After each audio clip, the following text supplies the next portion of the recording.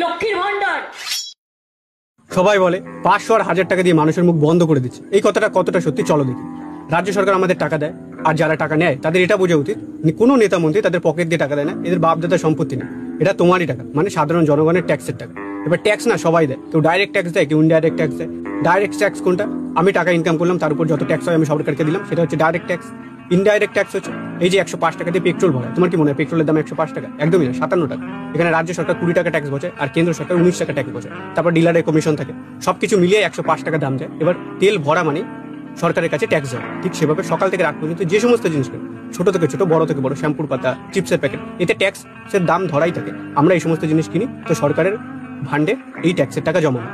এবার সরকার চেষ্টা করে এই টাকা মানুষের কাছে এবার ফিরিয়ে দেওয়া, বিভিন্ন পরিষেবা দিয়ে, জল পরিষেবা, বিদ্যুৎ পরিষেবা, বিভিন্ন প্রকল্প, রাস্তাঘাট উন্নত করা, স্বাস্থ্য ব্যবস্থা, হসপিটাল, এই সমস্ত পরিষেবা প্রদান করে ভালোভাবে। এবার এখানে তোমায় কেউ বলে দেয়নি যে সরকারের থেকে তুমি এইসব সুবিধা পাবে, তার কোনো ভুল হলে তুমি কিছু বলবে না। মানে সরকার 500-1000 টাকা দিচ্ছে, খুব ভালো কথা, তুমি নিচ্ছ, আরো ভালো কথা, কিন্তু সেই সরকারের ভুল হলে তুমি বলো।